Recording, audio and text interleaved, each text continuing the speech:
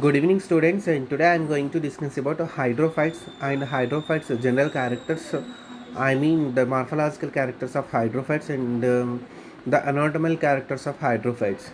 See, before that I can explain ecological classification of plants and their ecological adaptations in detail.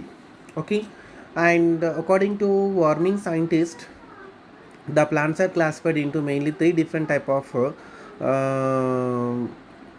classes, that is depending on their requirement of water and more special characters upon the quality of water availability and their habit and habitations. Okay, that is classified into mainly three classes. That first one, that is belongs to hydrophytes, and second one xerophytes and mesophytes.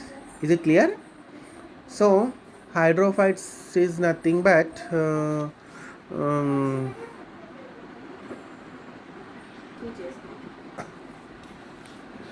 so plants adapted to aquatic environment.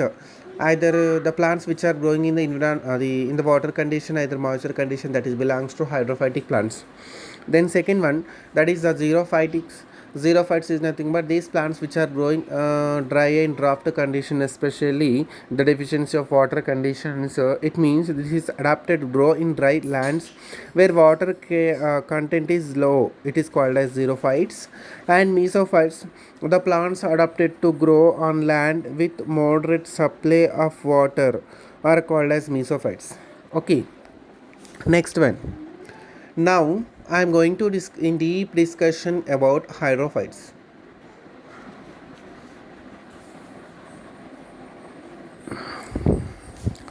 Hydrophytes. First of all, hydrophytes means hydro means water, phyton means plant. Hydrophytes are the plants which are growing in water habits. Water is available to their plants throughout the year. The water may be fresh water or saline, either marine water. The common freshwater bodies are lakes and ponds, pools, and other rivers, whatever canals and lagoons. Okay, the saline water that is belongs to inland seas and the oceans and extra. Okay, so this is the hydrophytes general information. Now I am going to discuss about hydrophytes classification. That is a very important. The classification of hydrophytes are according to the relation to water and air.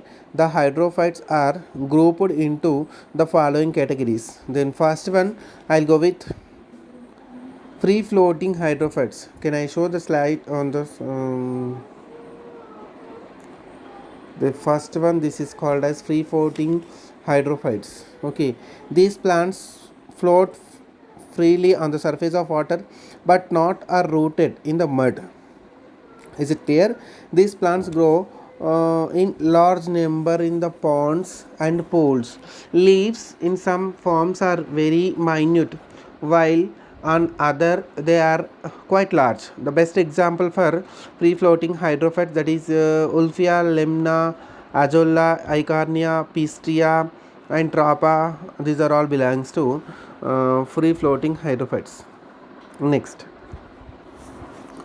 Next I'll go with the second one, that is rooted hydrophytes with floating leaves. These plants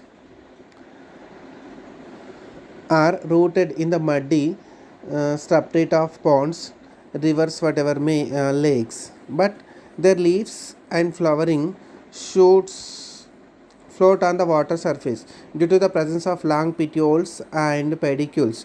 They normally grow in shallow regions. See, these are the common petioles which are showing as a long petioles, and these leaves and whatever flower which are floated in the surface of the water. These are the rooted in the mud. This is a rooted floating hydrophytes. The best example for Nympia.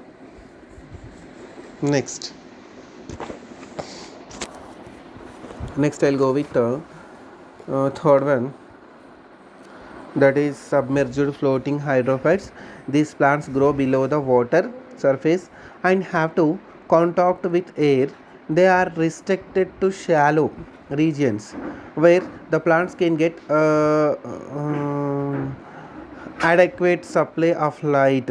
These plants remain freely suspended in water. Their stems are long and slender and bear small leaves at the nodes. The best example for submerged free floating, the first one, this is belongs to, this is hydrilla plant, and whatever Utricularia, hydrilla, wall, these are belongs to submerged floating hydrophytes. Then submerged rooted hydrophytes, these are the submerged rooted hydrophytes.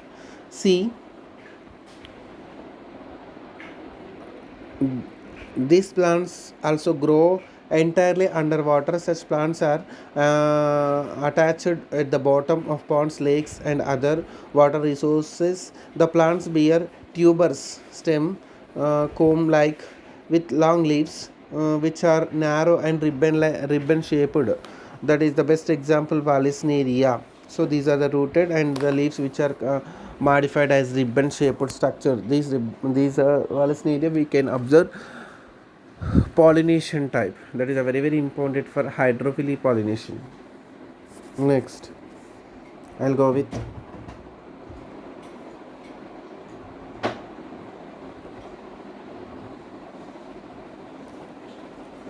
rooted emergent hydrophytes. These plants are hampy, which means which are growing both water and soil conditions. This is the commonly soil condition. This is the common water condition we can observe in both adaptations, water come soil, which means these are adapted to the life, both aquatic and terrestrial habits. The plants grow either in shallow water or on the muddy substratum. The basal part of the plant is normally submerged in water, buried in the mud, while the shoots spring well above the surface of water. The best example for this is the ranunculus and Sagittaria and Scripus. These are the best example. Next, I'll go with ecological adaptation. The hydrophytes shows many external and internal modifications for the successful living in the water medium. Some of them I can explain now. The morphological features. First of all, I'll go with root. The root system is generally poorly developed. The roots may be completely absent in some cases. Okay, the best example for Wolffia and Salvinia. The some plants which are showing like well developed root system is seen, that is emergent forms as in ranunculus and Eichhornia. Some extra plants. Root hairs are generally absent except in some plants growing in the mud. Okay, the root caps are usually absent in some species. They are replaced by elongated fingers, gloves like sheath. These are called as root packets. The best example for root packets, that is Fistia and Eichhornia. In some plants, two type of roots are developed when the plants are growing on the surface of water. Some of them are normal, while other are floating roots which are negatively geotrophic. They store air and help in the buoyancy to the plant. Next, the last one, that is the root tufts of balancing roots developed in free floating forms, for example like Eucarnia and Festia. Next, I go with the stem is long, slender, spongy, and flexible in submerged forms like Hydrilla and Petamoglan. The very important these two plants. In some cases, the stems is modified into a rhizome. The best example for Nymphaea, Nilambo, and other. Some is as modified into runners. Okay, the runners you example for Azolla plant. The shoot system is extremely reduced in Lemna plant and Wolffia also. Okay, now I'll go with leaves in detail. In submerged forms, leaves are thin and small ribbon shaped, thin and small. The best example for hydrilla plant. Next, ribbon shaped, that is Polycineria, linear shape in Petamogeline, and finally segmented Keratophyllum. In floating plants, the leaves are large, flat, and peltate and entire nymphia and nilambo. Their upper surface is exposed in the air, but the lower ones are in contact with water. The petioles are long, flexible, and often covered with mucilage. In free floating forms, the petioles become swollen and spongy, with they make the plant buoyancy. The best example for tropa,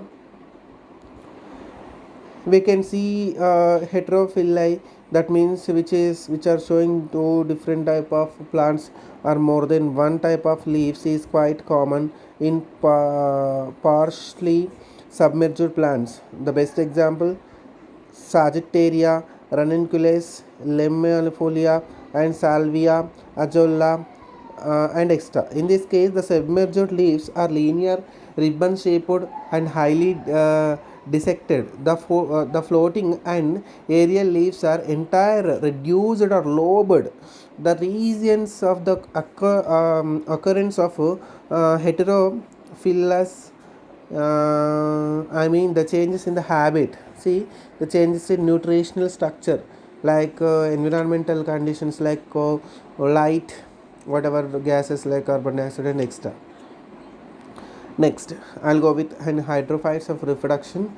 The sexual reproduction is less common in submerged plants, where the flowers developed seeds are rarely formed. Next, here only present the vegetative reproduction. The vegetative reproduction is the common method of propagation in hydrophytes. It is accomplished either through fragmentation process and stolons and runners and offsets tubers by winter. Buds is called some specialized structure, that is turions.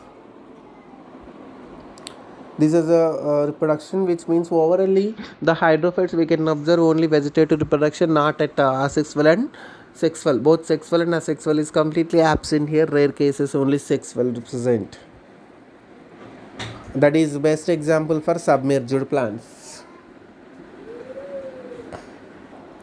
Next, that is anatomical features. Now I'll explain about anatomical features. You know very well about stem.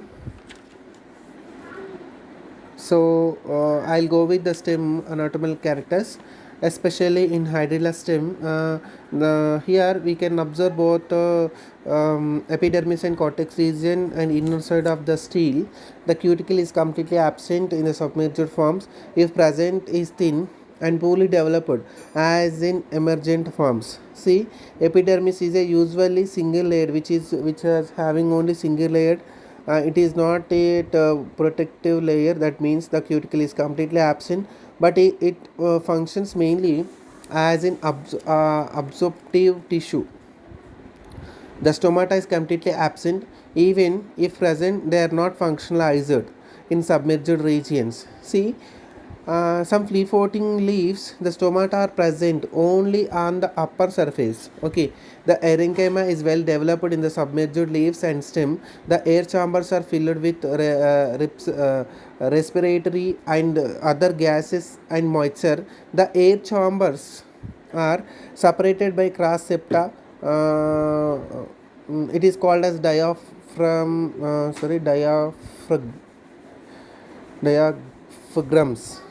See, the parenchyma provides buoyancy and mechanical support to the aquatic plants, especially. And some stems which is having mechanical tissue like sclerenchyma and chlorenchyma are very poorly developed. However, in some emergent forms like typha and sclerenchyma cells are very developed in the cortex region. They give a mechanical strength.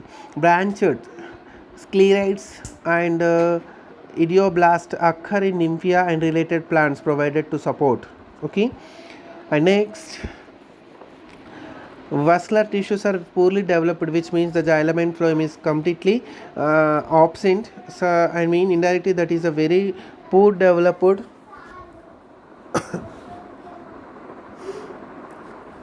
in submerged plants. Since all submerged organs are capable of absorbing water and xylem shows greatest reduction. In some aquatic plants, xylem is replaced by the central cavity. The best example for cavities, central cavity, Adrenaline Potamogeton. Endodermis may or may not be clearly defined, and secondary growth is generally and completely absent here. Why? Because there is no xylem and there is no phloem. In fact, there is no cambium is also completely absent, which means indirectly the vascular bundle is completely absent in hydrophytes. Now, after that, I can explain about anatomical characters. Now, I'll go with physiological characters of hydrophytes. These are having only few points, I can explain now. The osmotic potential of hydrophytes is usually very low. It is equal or slightly higher than that of external water. The second one, the submerged pods secrete mucilage to protect the plants from fractions and epiphytes and other decaying effects. The third one, the many plants process hydrothodes to excrete excess of water.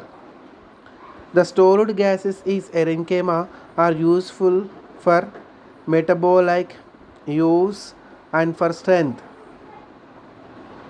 The fifth one, flowering and fruiting is reduced, which means the flower and fruit is completely rare, upset and rare, as the seeds shows poor rate of germination. These are the physiological characters we can observe.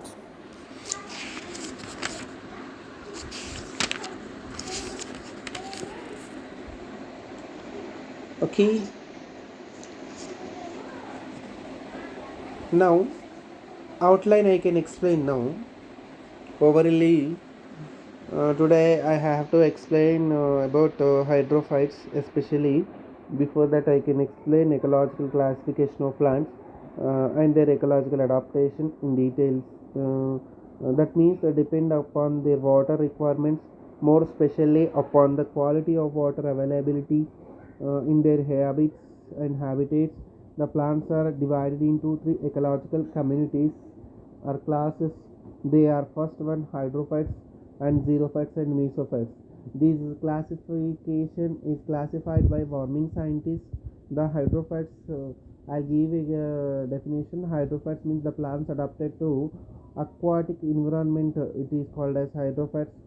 Xerophytes, the plants adapted to grow in dry lands where water content is low, are called xerophytes.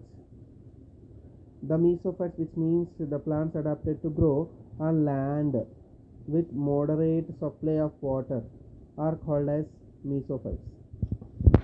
Next, I'll give the classification of hydrophytes. That is free floating hydrophytes. The best example for free floating hydrophytes, that is Eichhornia pistia, Ajolla, Salvinia, Ulfia, Lemna. These are all belongs to free floating hydrophytes. Then I'll go with second one, that is rooted hydrophytes with floating leaves. Means the floating leaves are which are floated on the surface of the water and rooted in the mud. That the best example, Nilambo, Nymphia, Marceli is also the best example for rooted hydrophytes. Submerged free floating hydrophytes. The best example for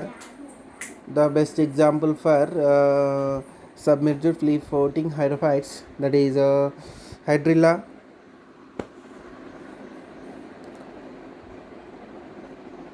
Potamogeton, Vallisneria. Submerged rooted hydrophytes ki the best example for Vallisneria. Rooted emergent hydrophytes. This is the last, that is the best example for rooted emergent hydrophytes. Ranunculus, very important, ranunculus in Sagittaria. Okay, and morphological characters and roots are very undeveloped, which means the poorly developed root system is present here. In fact, uh, we can observe root packets, then root which is not covering any cuticle layer in the anatomical characters, and some plants which are showing two type of roots developed. Okay, next, stem is slender and spongy, flexible, submerged. Some hydrophyte and some other plants.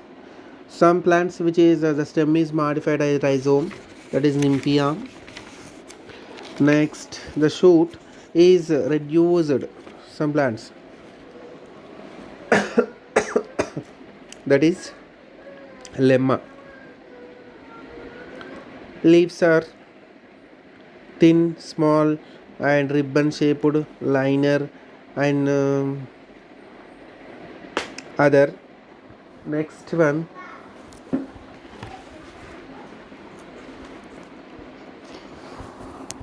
in free floating forms, the petioles are become swollen and spongy. They make the plant buoyant. The best example for Trapa. Next, reproduction. I can explain about only vegetative reproduction is present here. That is a simple reproduction of method, that is vegetative propagation through the fragmentation process especially, and some of offset and tubers by stolons which are help in the vegetative propagation. And sexual reproduction is less common in submerged plants, and asexual reproduction is completely absent here. Okay, anatomical character, overally the undeveloped epidermis is present. The epidermis which is not covering any type of protective layer, that is the cuticle is absent here, and the stomatal are absent. If the stomatal is present, they are not functionized. If it is present, that is the stomatal will which is present to the upper side only. Parenchyma is very developed, like air chambers. The air chamber which is divided into septa, like these are the called as diaphragms. Next, the mechanical strength, like sclerenchyma, the tissues like sclerenchyma and cholenchyma is rarely present. These tissues with given mechanical strength to the plant body, and vascular tissues are poorly developed in submerged plants, and some plants are completely absent like xylem and phloem, and these of the vascular system, xylem and phloem is replaced with normal parenchymatous tissue. Some cases the xylem replaced with the central cavity. The best example, hydrilla and protomogellan. And endodermis. See, the endodermis means which is inner side of the cortex layer, which is called as endodermis, and in the endodermis which is present both root and stem. This type of layer of endodermis is may or may not be, means it is maybe present or not absent. Pericycle is completely absent here, and secondary growth is completely absent. Why? Because here there is no xylem and there is no phloem. Is it clear? If the secondary growth which is present only very developing angiosperms, and some cases in gymnosperms also. Why? Because in the central side we can observe the central vascular bundles. What is vascular bundle? Is nothing but the xylem and phloem which is divided by the cambium. If cambium is present in there's plants which is participating secondary growth. Why? Because the secondary growth function is very important at the time of secondary growth. Hence here there is no xylem and phloem. Even cambium is completely absent, is nothing but completely secondary growth is absent here.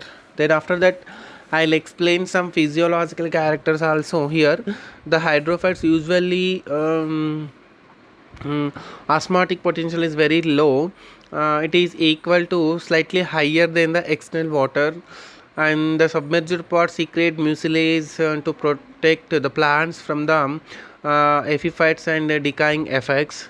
So many of the plants of process hydrothodes is also present. The storage gas of parenchyma are usually useful for metabolic use for the strength. Flowering and fruiting is very less here, means is some plants which is completely absent also, and the seeds shows poor rate of germination here. These all about hydrophytes. General characters means external features, that means morphological characters, and also anatomical features, and also reproduction, and also some um, physiological characters. I can explain. I cannot show as slides of internal structure of stem, whatever internal structure of root, whatever the petiole of nympia internal structure are not yet mentioned in the slide.